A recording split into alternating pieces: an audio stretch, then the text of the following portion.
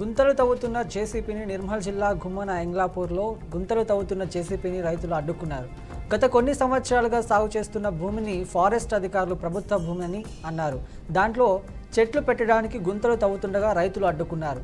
కేసులో పెట్టిన తమ భూమిని వదలమని అధికారులతో రైతులు గొడవకు దిగారు. ప్రభుత్వ ఆదేశాల మేరకు గుంతలు తవ్వుతున్నామని రైతులు అధికారులు తెలియజేశారు.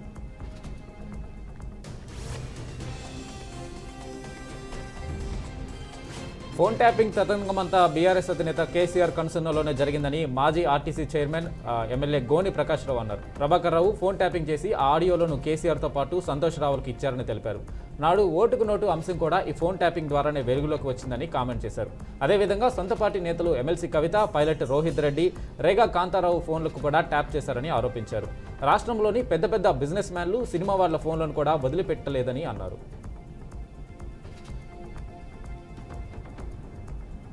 భద్రాద్రి కొత్తగూడెం జిల్లాలో మంత్రి పొంగులేటి శ్రీనివాసరెడ్డి పర్యటించారు. తిప్పనపల్లి గ్రామంలో 130 ఇందిరమ్మ ఇల్లు నిర్మాణాలకు శంకుస్థాపన చేశారు. అలాగే 1,70,00,000తో నిర్మించనున్న అంతర్గత సీసీ రోడ్ల నిర్మాణం పనులను ప్రారంభించారు. తెలంగాణ రాష్ట్రంలో ఇల్లు లేని ప్రతి పేద కుటుంబానికి ఇందిరమ్మ ఇల్లు అందిస్తామని అన్నారు.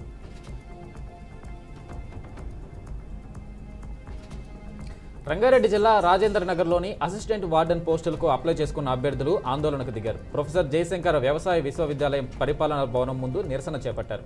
రాష్ట్ర వ్యాప్తంగా ఉన్న హాస్టళ్లకు సంబంధించి ఇంటర్వ్యూలు నిర్వహించనున్నారని తెలిపారు. మహిళలకు 10, పురుషుల 10 అసిస్టెంట్ వార్డెన్ ఉద్యోగాలకు నోటిఫికేషన్ విడుదల చేశారని అన్నారు. ఎలాంటి ముందస్తు సమాచారం లేకుండా ఇంటర్వ్యూ వాయిదా వేశారని ఆందోళనకు దిగారు. ఏపీలో కలిపిన గ్రామాల్లో 5 గ్రామాలను తిరిగి తెలంగాణకు ఇవ్వాలని బీఆర్ఎస్ ఎమ్మెల్సీ కవిత డిమాండ్ చేశారు. పోలవరం తెలంగాణపై జలఖడ్గం పేరుతో ఇవాళ సోమాజిగూడ ప్రెస్ క్లబ్లో తెలంగాణ జాగృతి రౌండ్ టేబుల్ సమావేశం నిర్వహించింది. ఏపీలో కలిసిన పురుషోత్తపట్నం, గుండాల, ఎట్టపాక, కన్నాయగూడెం, పిచ్చుకలపాక గ్రామాల ప్రజలు తీవ్ర ఇబ్బంది పడుతున్నారని ఆవేదన వ్యక్తం చేశారు. ఈ నెల 25న ప్రగతి ఎజెండా పేరిట ఏపీ, తెలంగాణ, ఒడిశా, ఛత్తీస్గఢ్ సీఎంలతో ప్రధాని మోడీ సమావేశంలో ఈ అంశాన్ని చర్చించాలని డిమాండ్ చేశారు.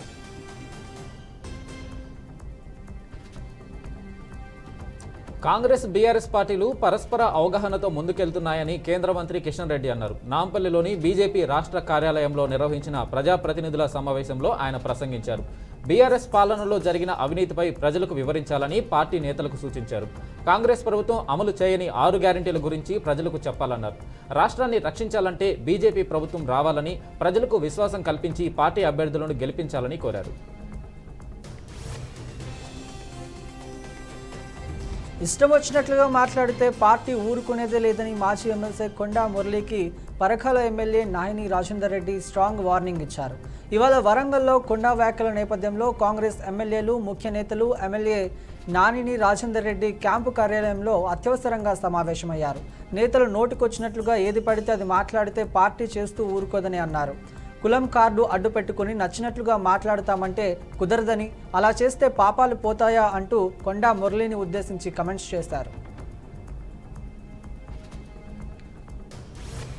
ఫోన్ ట్యాపింగ్ కేసులో కేంద్ర బిందువుగా మారిన తెలంగాణ ప్రభుత్వ మాజీ ఉన్నతాధికారి ప్రభాకర్ రావు 5వ విచారణకు హాజరయ్యారు. ఆవాళ ఆయనను సిట్ అధికారులు సుమారు 9 గంటల పాటు విచారించారు. అయితే ఈ విచారణలో ప్రభాకర్ రావు పలు కీలకమైన ప్రశ్నలకు సరైన సమాధానాలు ఇవ్వలేదని సమాచారం. దీంతో సిట్ ఆగ్రహం వ్యక్తం చేస్తుంది. నిర్మల్ జిల్లా ఖానాపూర్లో చుక్కల దుప్పిపై కుక్కలు దాడి చేశాయి. గాయపడిన దుప్పిని కాలనీ వాసులు పట్టుకుని అధికారులకు అప్పగించారు. అనంతరం దుప్పిని వెటనరీ వైద్యులు చికిత్స అందజేశారు. దుప్పిని అప్పగించిన కాలనీ వాసులకు ఫారెస్ట్ అధికారులు కృతజ్ఞతలు తెలిపారు.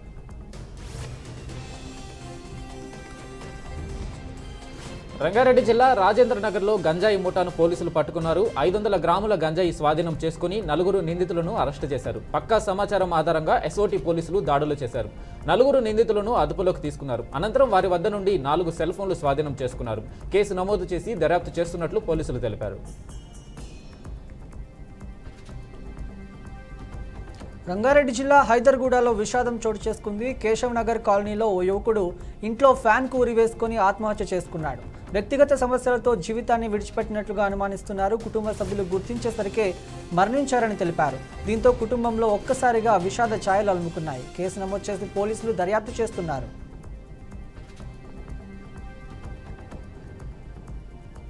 హనుమకొండ వరంగల్ జిల్లా న్యాయస్థానాలకు బాంబు బెదిరింపు కాల్ రావడం కలకలం రేపింది. గుర్తు తెలియని వ్యక్తి న్యాయస్థానాల్లో బాంబు పెట్టామంటూ బెదిరింపు కాల్ చేశారు. వెంటనే కోర్టు సిబ్బంది పోలీసులకు సమాచారం ఇచ్చారు.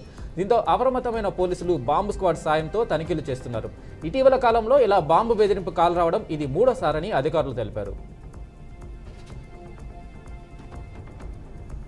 హైదరాబాద్ నగరంలో త్వరలో కొత్త ట్రాఫిక్ రూల్స్ రాబోతున్నాయి. హైదరాబాద్లో ఒకవైపు వాహనాల వేగం పెరిగిందని పోలీస్ కమిషనర్ సివి ఆనంద్ అన్నారు. 24 నుంచి 26 కిలోమీటర్ల వాహనాల రోడ్ల మీద పరుగులు పెడుతున్నాయని తెలిపారు. వాహనాల యువటేజ్ స్పీడ్ బాగా పెరిగిందని, రోడ్లు మాత్రం అంతే ఉన్నాయని చెప్పారు. అయితే హైదరాబాద్లో 95 లక్షల వాహనాలు ఉన్నాయని అన్నారు.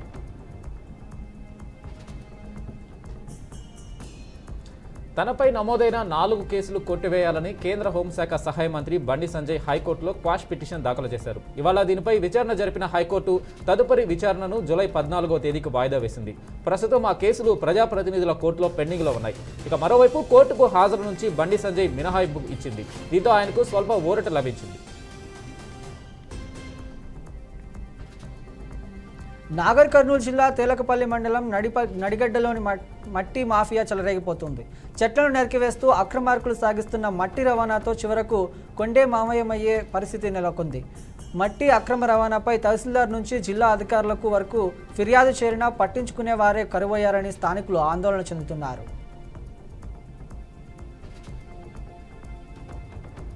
రప్పారప్పా నరుకుతాం వ్యాఖ్యలను మాజీ సీఎం జగన్ సమర్థించడం దారుణమని ఏపీ కాంగ్రెస్ అధ్యక్షురాలు వైఎస్ షర్మిల అన్నారు. ఒక పార్టీ అధ్యక్షుడిగా ఉండి సమాజానికి ఏం చెప్పదలుచుకున్నారని ఆమె ప్రశ్నించారు. జగన్ వ్యాఖ్యలు దురదృష్టకరమని, రెచ్చగొట్టే హింసాత్మక వ్యాఖ్యలు సరికాదన్నారు. నరుకుతాం, చంపుతాం, దుస్తులు ఊడదీస్తామని అనడమేంటని షర్మిల నిలదీశారు. అనంతపురం జిల్లా ఉరవకొండలో ఒక రైతు ఆత్మహత్య చేసుకున్నాడు. ఆంజనేయులు అనే రైతు ఇంట్లో పురుగుల మందు తాగి అపస్మారక స్థితిలోకి వెళ్లిపోయాడు. అయితే కొద్దిసేపటి తన మిత్రులను ఫోన్ చేసి చెప్పినట్లుగా తెలిపారు. స్పృహ కోల్పోయిన బాధితుడు స్నేహితులు ఆసుపత్రికి తరలించారు. కానీ అప్పటికే మృతి చెందినట్లు వైద్యులు వెల్లడించారు. కేసు నమోదు చేసిన పోలీసులు దర్యాప్తు చేస్తున్నారు.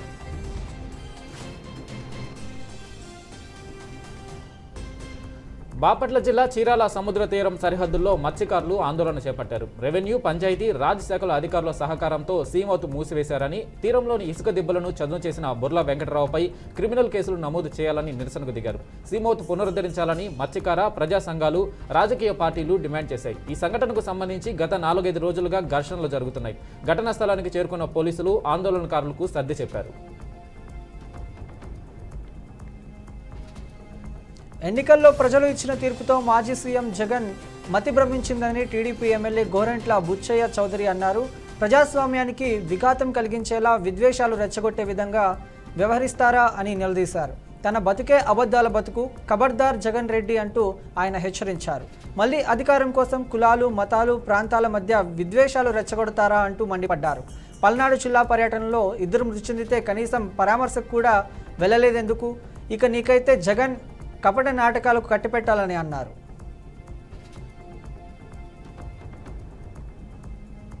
సినిమాలో చెప్పే డైలాగులు సినిమా హాల్ వరకే బాగుంటాయని ఏపీ డిప్యూటీ సీఎం అన్నారు. వాటిని అనుసరిస్తామంటే ప్రజాస్వామ్యంలో సాధ్యం కాదని తెలిపారు.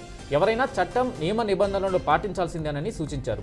ప్రజల్లో భయాందోళనలు రేకెత్తించే అసాంఘిక శక్తులపై కఠినంగా వ్యవహరించాల్సిందేనని చెప్పారు. దీనిపై పోలీసులకు ప్రభుత్వం ఇప్పటికే దిశానిర్దేశం చేసిందని తెలిపారు. శాంతి భద్రతలకు విఘాతం కలిగించే వారిని కూటమి ప్రభుత్వం ఉపేక్షించదని వెల్లడించారు.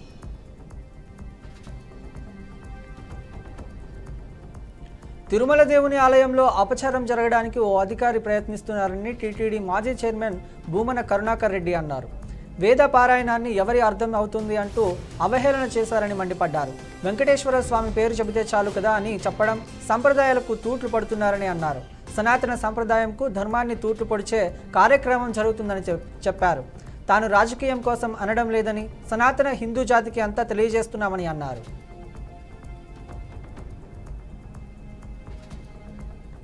AP deputy CM Pawan Kalyan, Hindupuram MLA బాలకృష్ణపై వైసీపీ మహిళా నాయకులు శ్యామల తీవ్ర విమర్శలు కురిపించారు. హిందూపురంలో వైసీపీ శ్రేణులు, కార్యకర్తల సమావేశంలో పాల్గొన్న ఆమె స్థానిక సమస్యలపై ఎమ్మెల్యే బాలకృష్ణను ప్రశ్నించారు. 3 సార్లు ఎమ్మెల్యేగా గెలిచానని గొప్పగా చెప్పుకునే బాలకృష్ణ ఈ నియోజకవర్గంలో ప్రజల సమస్యలు పట్టవని శ్యామల ప్రశ్నించారు. బాలయ్య ఈవీఎం వల్ల ఎమ్మెల్యేగా గెలిచారని ఆరోపించారు. పిఠాపురం పీఠాధిపతి పవన్ కళ్యాణ్ కనిపించట్లేదని సెటైర్లు వేశారు. అంతర్జాతీయ యోగా దినోత్సవం విశాఖపట్నంలో సిద్ధమవుతోంది. ప్రధాని మోడీ, ముఖ్యమంత్రి చంద్రబాబు, ఉప ముఖ్యమంత్రి పవన్ కళ్యాణ్ సాయంత్రమే విశాఖ చేరుకోనున్నారు. యోగాంధ్రకు విజయవంతంగా నిర్వహించేందుకు కట్టుదిట్టమైన భద్రతా ఏర్పాట్లు చేసినట్లు హోంమంత్రి వంగలపూడి అనిత స్పష్టం చేశారు. యోగాంధ్ర నిర్వహణ ప్రాంతం మొత్తం సీసీ కెమెరాల పర్యవేక్షణలో ఉన్నట్లు వెల్లడించారు. 1200 కెమెరాలు, డ్రోన్లతో పరిస్థితులను నిరంతరం పర్యవేక్షిస్తున్నట్లు తెలిపారు.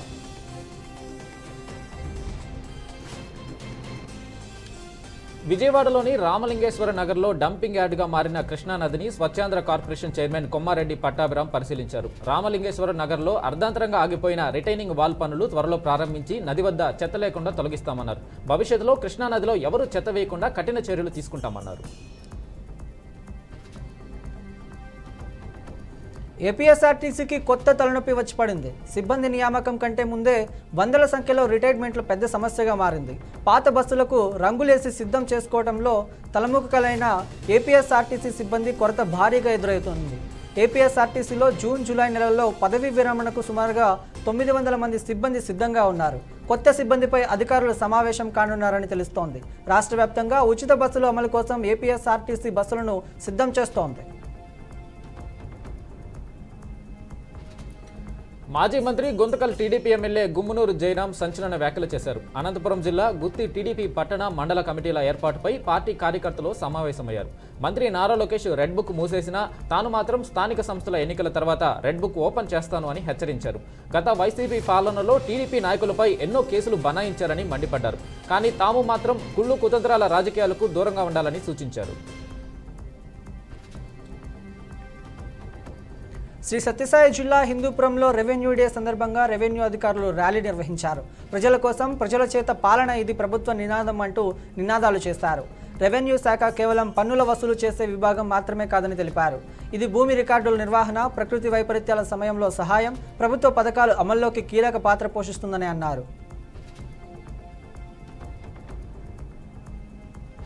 శ్రీ సత్యసాయి జిల్లా బైరాపురం గ్రామ సమీపంలో విషాద సంఘటన చోటు చేసుకుంది. అనుమానాస్పద స్థితిలో రైలు కింద పడి ఓ యువకుడు దుర్మరణం చెందాడు. మృతుడు అనంతపురం జిల్లా వాసిగా గుర్తించారు. కుటుంబ కలహాలతోనే ఆత్మహత్యకు పాల్పడ్డా లేక ఎవరైనా చంపి పడేశారా అన్న కోణంలో పోలీసులు దర్యాప్తు చేస్తున్నారు. ఘటనపై కేసు నమోదు చేసుకున్న రైల్వే పోలీసులు పూర్తి స్థాయి దర్యాప్తు చేపట్టారు. వైసీపీ నేత భూమన కరుణాకర్ రెడ్డి చేసిన ఆరోపణలన్నీ అవాస్తవాలని, అభూత కల్పనలేనని టీడీపీ ఓ ప్రకటనలో తెలిపింది.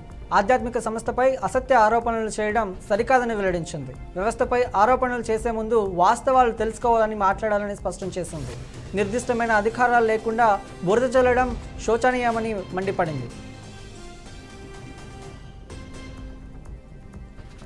వైసీపీ హయాంలో తిరుమల కల్తీ నెయ్యి వ్యవహారం తీవ్ర దుమారం రేపింది. తిరుమలతో పాటు నెయ్యి సరఫరా చేసిన సంస్థల యజమానులను ఈ బృందం విచారించింది. పలువురు నిందితులను, సాక్షులను సైతం ఇప్పటికే ప్రశ్నించారు. అయితే సిట్ అధికారి వెంకటరామయ్య నోటీసులు ఇవ్వడంపై అభ్యంతరాలు వ్యక్తమయ్యాయి. దీంతో హైకోర్టు పిటిషన్ దాఖలైంది. ఈ పిటిషన్పై తాజాగా విచారణ జరిగింది. దీంతో సిట్ దర్యాప్తు అధికారి వెంకటరావు నియామకంపై హైకోర్టు అభ్యంతరం వ్యక్తం చేసింది. బీఆర్ఎస్ వర్కింగ్ ప్రెసిడెంట్ కేటీఆర్, మాజీ మంత్రి జగదీష్ రెడ్డి దాఖలు చేసిన క్వాష్ పిటిషన్లపై నేడు తెలంగాణ హైకోర్టులో విచారణ జరగనుంది. మేడిపల్లి పోలీస్ స్టేషన్లో వారిపై నమోదైన ఎఫ్ఐఆర్ను కొట్టివేయాలని కోరుతూ వారు ఈ పిటిషన్లు దాఖలు చేశారు. ఈ కేసు 2024 ఎమ్మెల్సీ ఎన్నికల సందర్భంగా చింతపండు నవీన్ ఫిర్యాదు ఆధారంగా నమోదైంది. తమ వాదనలు వినిపించేందుకు తీర్మార్ మల్లన్న తరపున న్యాయవాది సమయం అడుగుతుండటంతో ఈ కేసును జూన్ 27న వాయిదా వేసింది. తెలంగాణ ప్రభుత్వంపై బీఆర్ఎస్ మాజీ మంత్రి శ్రీనివాస్ గౌడ్ మరోసారి తీవ్ర విమర్శలు చేశారు. రాష్ట్రంలో వర్షాలు కురుస్తున్నప్పటికీ రిజర్వాయర్లను నింపడంలో ప్రభుత్వం విఫలమవుతుందని ఆగ్రహం వ్యక్తం చేశారు. జోరాల ప్రాజెక్టుకు వస్తున్న వరద నీటిని సద్వినియోగం చేసుకోకుండా వృధాగా పోనిస్తున్నారని అన్నారు. వరద నీటిని తరలించే ప్రణాళిక ప్రభుత్వానికి లేదని ఆరోపించారు. రాష్ట్ర మంత్రులకు తెలంగాణ కాంగ్రెస్ అధ్యక్షుడు MLC Mahesh Kumar Goud sweet warning ఇచ్చారు. ఒక శాఖలో ఒకరి గురించి మరొక మంత్రి మాట్లాడడానికి వీల్లేదని హెచ్చరించారు. స్థానిక ఎన్నికలపై మాట్లాడడం కరెక్ట్ కాదని ఇప్పటికే మంత్రి పొంగులేటి శ్రీనివాసరెడ్డికి సూచించాను. అయినా కూడా దానిపై విచారణ ఇచ్చారని చెప్పారు. కార్యకర్తల్లో ఉత్సాహం నింపడం కోసమే అలా మాట్లాడుతున్నారని తెలిపారు. ఇక నుంచి ఎవరు అలా మాట్లాడడానికి వీల్లేదు, హద్దులు దాటి మాట్లాడితే చర్యలు తప్పవని మంత్రులకు వార్నింగ్ ఇచ్చారు. రాష్ట్రంలో ఇప్పటికే స్థానిక సంస్థల ఎన్నికలు నిర్వహించాల్సిందని ఇప్పుడు కుంటి సాకులు చెబుతున్నారని కాంగ్రెస్ ప్రభుత్వంపై బీజేపీ రాష్ట్ర ప్రధాన కార్యదర్శి గుజ్జుల ప్రేమేందర్ రెడ్డి విమర్శించారు. బీసీలకు 42% రిజర్వేషన్లు ఇస్తామని కాంగ్రెస్ చెప్పిందని, ఇప్పుడు అది చేయలేక కోర్టు కేంద్రంపై నెట్టేసి విమర్శలు చేస్తున్నారని మండిపడ్డారు. స్థానిక సంస్థల ఎన్నికలు ఎప్పుడు వచ్చినా బీజేపీ సంసిద్ధంగా ఉందన్నారు. కాళేశ్వరం, ఫోన్ ట్యాపింగ్, ఈ కార్ రేసుపై ఎన్నికల ముందు విమర్శలు చేసిన కాంగ్రెస్ ఇప్పుడు ఎందుకు చర్యలు తీసుకోవడం లేదని ప్రశ్నించారు. ప్రైవేట్ వాహనాల్లో ప్రయాణించే వారు సురక్షితంగా గమ్యాలకు చేరుకునే విధంగా తెలంగాణ ప్రభుత్వం ఏర్పాటు చేస్తోంది. మహిళలు, పిల్లలపై అఘాయిత్యాలకు కళ్లెం వేసేలా వెహికల్ ట్రాఫిక్ డిజైన్లను అందుబాటులోకి తీసుకొస్తోంది. దీనికోసం ఖైరతాబాద్ రవాణా శాఖ కేంద్ర కార్యాలయంలో కమాండ్ కంట్రోల్ రూమ్ ఏర్పాటు చేసింది. ఇక్కడ నుంచి వాహనాలు కదలికలను నిరంతరం పర్యవేక్షిస్తుందని రవాణా శాఖ కమిషనర్ సురేందర్ మోహన్ తెలిపారు.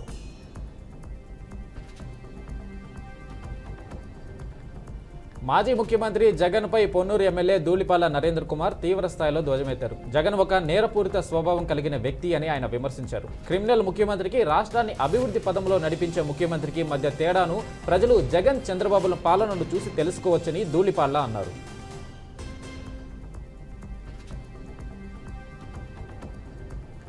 వైసీపీ చేసిన దాష్టికం తట్టుకోలేక జనం గత ఎన్నికల్లో గట్టిగా బుద్ధి చెప్పారని ఎమ్మెల్సీ కొనిదెల నాగబాబు అన్నారు. గత ఏడాది నాటికి ఆంధ్రప్రదేశ్ రాష్ట్రం తీవ్ర ఆర్థిక సంక్షోభంలో కూరుకుపోయిందన్నారు.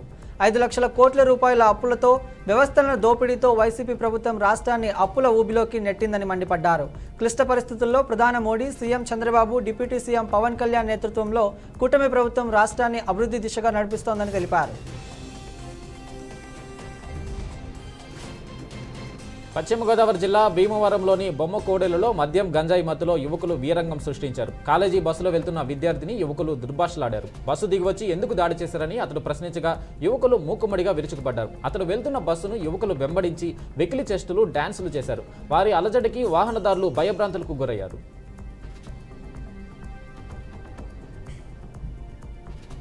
విశాఖపట్నంలో ఐటీ క్యాంపస్ ఏర్పాటుకు కాగ్నిజెంట్ టెక్ సొల్యూషన్స్ ఆసక్తి కనబరిచింది. 1,582 కోట్ల రూపాయలతో పెట్టుబడులు పెట్టనుంది. దీని ద్వారా 8,000 మందికి ఉద్యోగాలు రానున్నాయి. ఈ మేరకు విశాఖలో పెట్టుబడులు పెట్టేందుకు ఏపీ మంత్రి లోకేష్ ఎదుట కాగ్నిజెంట్ సమూహిక వ్యక్తం చేసింది. ఈ సంస్థకు 99 పైసలకే ఎకరా భూమి కేటాయించేందుకు నిర్ణయించారు. ప్రపంచ స్థాయి ఐటీ క్యాంపస్ ఏర్పాటుకు సిద్ధంగా ఉన్నట్లు కాగ్నిజెంట్ వెల్లడించింది.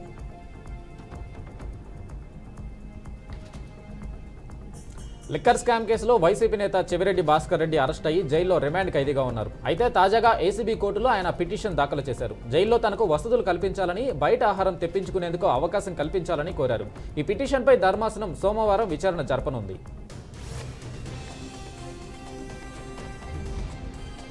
విదేశీ భాషలకు సంబంధించి కేంద్ర మంత్రి అమిత్ షా ఇటీవల కీలక వ్యాఖ్యలు చేశారు. ఇంగ్లీష్లో మాట్లాడేవారు సిగ్గుపడే రోజులు వస్తాయని, అలాంటి సమాజం ఏర్పడే రోజులు ఎంతో దూరంలో లేవన్నారు. దీనిపై తాజాగా కాంగ్రెస్ అగ్రనేత రాహుల్ స్పందించారు. ఆంగ్ల భాష నేర్చుకోవడం సిగ్గుచేటు కాదని, విద్యార్థులు సాధికారతకు అది చిహ్నమవుతుందన్నారు. ప్రపంచంతో పోటీ పడే ప్రతి విద్యార్థికి ఆంగ్ల భాష అవసరమని ఎంతో ఉందని, మాతృభాషతో పాటు ఆంగ్లం తప్పకుండా నేర్చుకోవాలని తెలిపారు.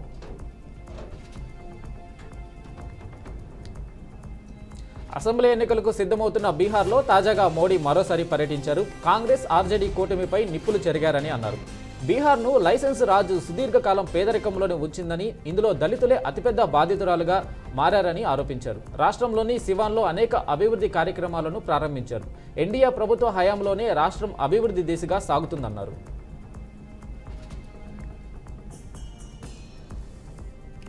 ఢిల్లీ నుంచి పూణే వెళ్తున్న ఎయిర్ ఇండియా విమానాన్ని ఓ పక్షి ఢీకొట్టింది. దీని కారణంగా ఈ విమానం తిరుగుతూ ప్రయాణాన్ని ఎయిర్లైన్ రద్దు చేయాల్సి వచ్చింది. మార్గం మధ్యలో పక్షి విమానాన్ని ఢీకొట్టిన విషయం పైలట్కు కూడా తెలియలేదన్నారు. అయితే పూణేలో ల్యాండింగ్ అయిన తర్వాత పక్షి ఢీకొట్టినట్టు గుర్తించారు.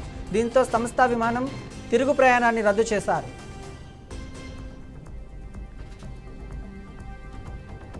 బీహార్లో రైలు ప్రమాదం చోటు చేసుకుంది. కతిహార్ బరౌని రైల్వే స్టేషన్లోని కదగోల, సేమాపూర్ మధ్య మహారాణి గ్రామం సమీపంలో ఈ ప్రమాదం జరిగింది. బరౌని నుంచి కతిహార్కు వస్తున్న 15910 అవధ్ అస్సాం ఎక్స్ప్రెస్ రైల్వే ట్రాలీని ఢీకొట్టింది. ఈ ప్రమాదంలో ఒక ట్రాలీమ్యాన్ అక్కడికక్కడే మరణించాడు. 4 రైల్వే కార్మికులు తీవ్రంగా గాయపడినట్లు సమాచారం. గాయపడిన వారందరినీ సమీపంలోని ఆరోగ్య కేంద్రంలో చేర్చారు.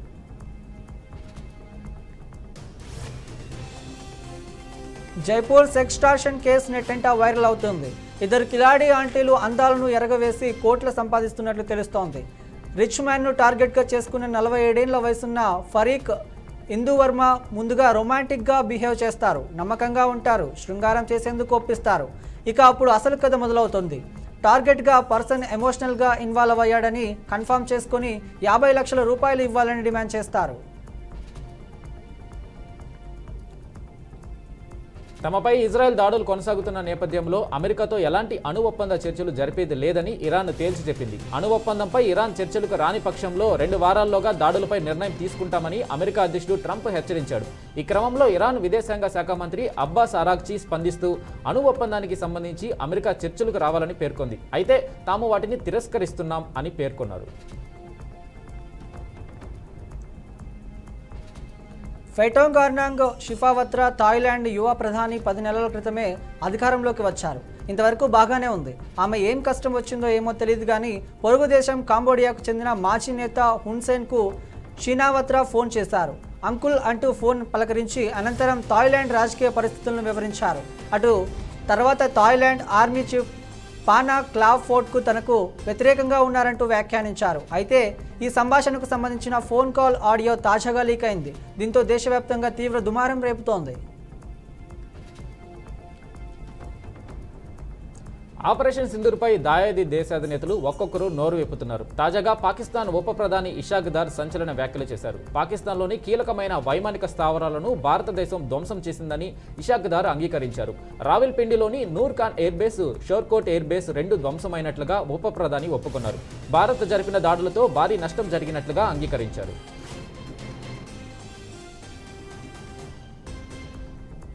ఇరాన్ ఇజ్రాయెల్ మధ్య వరుసగా దాడులు కొనసాగుతున్నాయి. ఇరాన్ ఇజ్రాయెల్పై క్షిపణి దాడులు చేస్తోంది. ఇజ్రాయెల్లోని పెద్ద ఆసుపత్రి ధ్వంసమైంది. తాజాగా బోర్సెబాలో మైక్రోసాఫ్ట్ ఆఫీసులో సమీపంలో ఇరాన్ క్షిపణి ఢీకొట్టింది. దీంతో ఆ ప్రాంతంలో భారీ అగ్ని ప్రమాదం సంభవించింది. తాజా దాడులతో ఇరు దేశాల మధ్య పరిస్థితులు మరింత ఉద్రిక్తంగా మారాయి. దీంతో చాలా మంది ప్రజలు సురక్షిత ప్రాంతాలకు వెళ్లిపోతున్నారు. ఇజ్రాయెల్లోని 2 నగరాల ప్రజలు ఖాళీ చేసి వెళ్లిపోతున్నారు.